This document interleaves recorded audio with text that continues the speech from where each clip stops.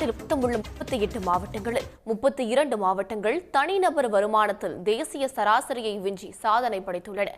மாநிலத்திலேயே முதல் இடத்தில் உள்ள செங்கல்பட்டு மாவட்டத்தில் தனிநபர் வருமானம் 7,47,000 ரூபாயாக உள்ளது.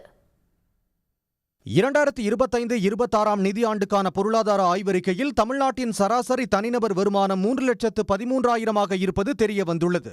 தொழிற்சாலைகள் அதிகமுள்ள செங்கல்பட்டு மாவட்டம் 7.47 லட்சம் ரூபாய் சராசரி தனிநபர் வருமானத்துடன் மாநிலத்திலேயே முதலிடம் பிடித்துள்ளது. காஞ்சிபுரம் 7,39,000 ரூபாய் சராசரி தனிநபர் வருமானத்துடன் இரண்டாம் இடத்திலும் 5,77,000 ரூபாய் சராசரி வருமானத்துடன் சென்னை மூன்றாவது இடத்திலும் உள்ளன. அதிக தொழிற்சாலைகள் உள்ள தமிழ்நாட்டின் வடக்கு மாவட்டங்கள் மட்டுமின்றி மேற்கு மாவட்டங்களும் தனிநபர் வருமானத்தில் சாதனை படைத்துள்ளன. சராசரி தனிநபர் வருமான பட்டியலில் நாமக்கல் 4வது இடத்திலும் திருப்பூர் 5வது இடத்திலும் உள்ளன. திருவள்ளூர், கோவை மாவட்டங்கள் 4 லட்சத்துக்கு மேல் தனிநபர் வருமானத்தை பதிவு செய்துள்ள நிலையில் கிருஷ்ணகிரி, ஈரோடு, தருமபுரி மாவட்டங்களும் அடுத்தடுத்த இடங்களை பிடித்து முதல் 10 இடத்தில் உள்ளன. மதுரை, திருச்சி, சேலம், நாகை உள்ளிட்ட 23 மாவட்டங்களிலும் தனிநபர் வருமானம் 2 லட்சம் ரூபாய்க்கு மேல் உயர்ந்துள்ளது. கடலூர், புதுக்கோட்டை, மயிலாடுதுறை, கள்ளக்குறிச்சி, அரியலூர், விழுப்புரம், பெரம்பலூர், திருவாரூர் ஆகிய மாவட்டங்களில் மட்டுமே தனிநபர் வருமானம் 2 லட்சம் ரூபாய்க்கும் குறைவாக உள்ளது.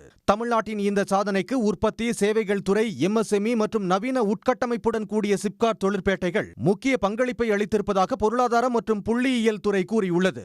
ஏற்கனவே 11.19 விழுக்காடு என்ற ஆண்டு வளர்ச்சி விகிதத்துடன் இந்தியாவிலேயே தமிழ்நாடு முன்னணியில் இருக்கும் நிலையில் தற்போது தேசிய சராசரி தனிநபர் வருமானத்தை விட அதிக வருவாய் ஈட்டிய மாநிலங்களில் ஒன்று என்ற சாதனையையும் சொந்தமாக்கியிருக்கிறது.